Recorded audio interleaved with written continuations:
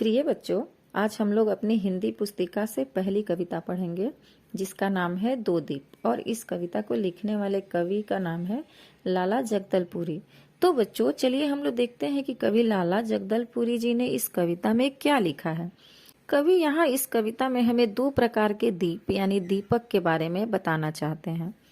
कवि के अनुसार जिस प्रकार सूरज की रोशनी संसार को रोशन करती है, उसी प्रकार शिक्षा रूपी दीपक हमारे जीवन को सही दिशा देता है। यानी दो दीपक है जो हमारे जीवन को सही दिशा देता है। दिशा यानी रास्ता देता है, राह बताता है।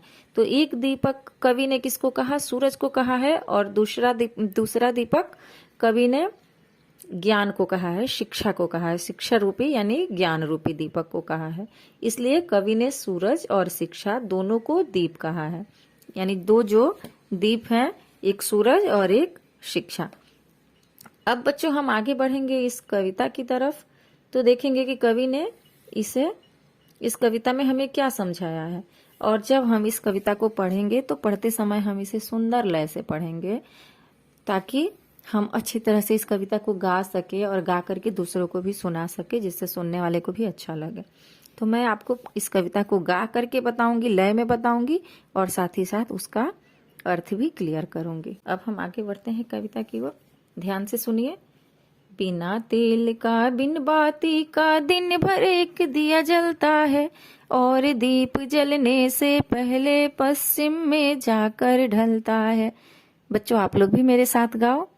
बिना तेल का बिन बाती का दिन भर एक दिया जलता है, और दीप जलने से पहले पश्चिम में जाकर ढलता है। आगे बढ़ते हैं इसके अर्थ की तरफ, तो ध्यान से सुनिए। बिना तेल का बिन बाती का दिन भर एक दिया जलता है। यहाँ पर कवि का मतलब है सूरज से, जिसके लिए हम ना बाती का इस्तेमाल करते हैं, ना ही इनके लिए हम किसी तरह का तेल का इस्तेमाल करते हैं। फिर भी बिन दिया और बिन तेल और बिन बाती के यह दिया जलते रहता है, और दीप जलने से पहले पश्चिम में जाकर ढलता है। और यह दीप ऐसा है जो जलने से पहले पश्चिम में जाकर के अस्त होता है, ढलता है। ढलना यानी अस्त होना, सूर्यास्त हो जाना, जैसे हम बोलते हैं शाम के टाइम में। अब देखो सूर्यास्त हो गया है, यानी सूरज ढल जाता है। तो पश्चिम में जाकर, पश्चिम दिशा में जाकर के यह सूरज ढल जाता है। और इस सूरज की रोशनी पाने के लिए हमें कुछ भी खर्च नहीं करना पड़ता है। ना हम दिया लाते हैं, ना ही हम इसके लिए तेल लाते हैं, ना ही हम इसके लिए बाती लाते हैं। आगे कवि कह रहे हैं कि नभमंडल का सूरज है वह कड़ को उज्ज्वल करता है, ऊंच नीच का भेद मिटाकर अंधकार सबका हरता है। यहाँ पर कवि कह रहे हैं कि नभमंडल का सूरज है वह। नभ मतलब आकाश, आसमान। तो आकाश का वह सूरज है जो कड़ को उज्ज्वल करता है। कड़ यानी हर एक कड़ को उज्ज्वल करता है, हर एक जगह, हर एक चीज को उज्ज्वल करता है। उज्ज्वल यानी प्रकाश देता है, रोशनी देता है। ऊंच नीच का भेद मिटाकर अंधकार सबका हरता है। और कभी भी सूरज के अंदर कोई छोटा कोई बड़ा का भेदभाव नहीं है। सूरज जो जब अपनी रोशनी देता है तो सबके लिए समान रूप से देता है, बराबर रोशनी देता है। उसके लिए ऐसा नहीं कि कोई गरीब है तो उसके घर हम नहीं जाएंगे, जो अमीर है उसके यहाँ हम रोशनी फैलाएंगे, ऐसा नहीं। सबके लिए बराबर भाव का रोशनी देता है। तो यहाँ पर वही कवि कह रहे हैं कि ऊंच नीच का भेद मिटाकर अंधकार सबका हरता है। किसी भी तरह का ऊंच नीच का भेदभाव नहीं रखता है और सबके अंधकार को मिटाता है। जिसके घर में जो अंधकार है वो खत्म करता है, हरता है यानी ले लेता है, मिटा देता है तकलीफों को। चमकीली किरणों से अपनी नित नया सवेरा लाता है, उसकी चमकीली किरणों से तन मन जीवन का नाता है। इसका अर्थ है कि चमकीली किरणों से अपनी नित नया सवेरा लाता है।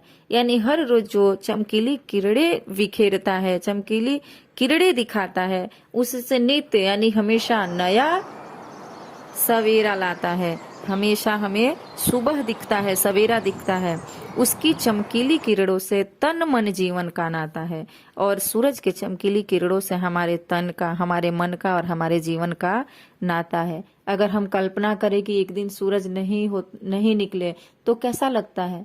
तो वही बता रहे हैं कि सूरज की चमकीली किरणों से हमारे तन मन जीवन का नाता है, यानी हम उसके बिना नहीं रह सकते हैं, बहुत गहरा रिश्ता है उसके साथ हमारा। आगे कवि कह रहे हैं,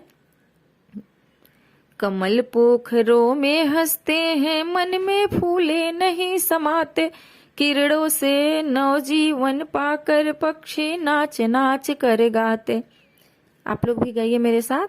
कमल पोखरों में हंसते हैं, मन में फूले नहीं समाते, किरणों से नवजीवन पाकर पक्षी नाच नाच कर गाते।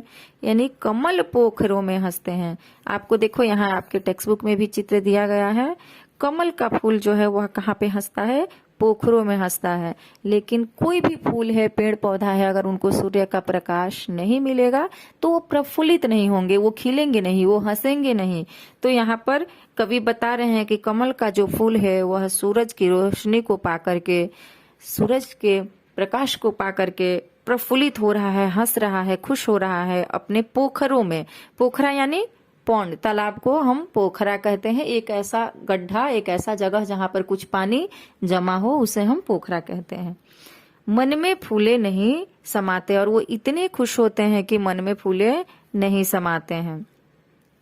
आगे कवि बता रहे हैं कि किरणों से नवजीवन का पाकर पक्षी नाच नाच कर गाते।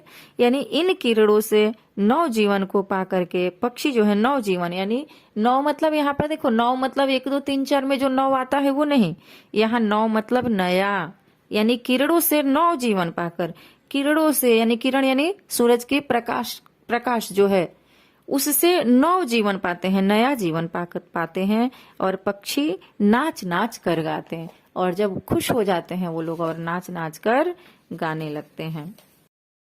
अब आगे कवि दूसरी दीपक, जो 2 दीपक का यहाँ पर चर्चा की गई है।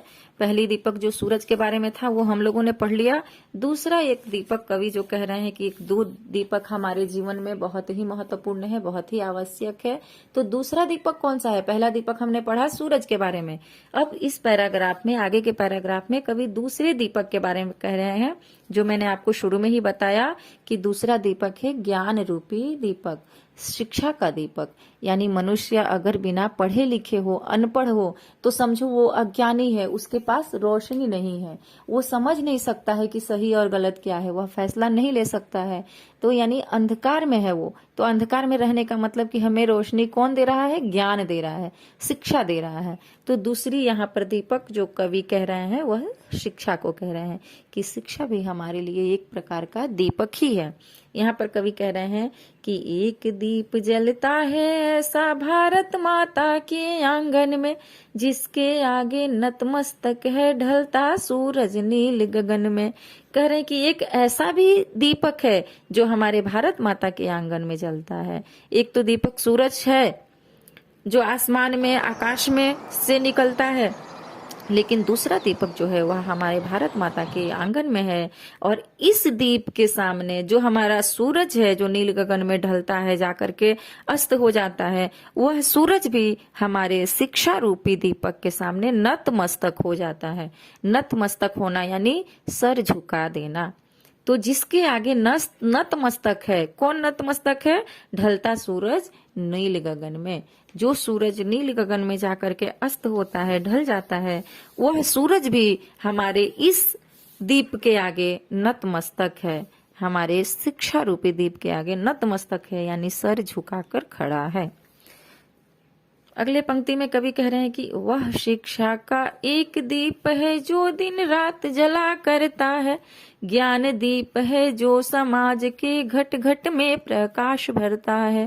कह रहे हैं कि वह शिक्षा का एक दीप है जो दिन रात जला करता है।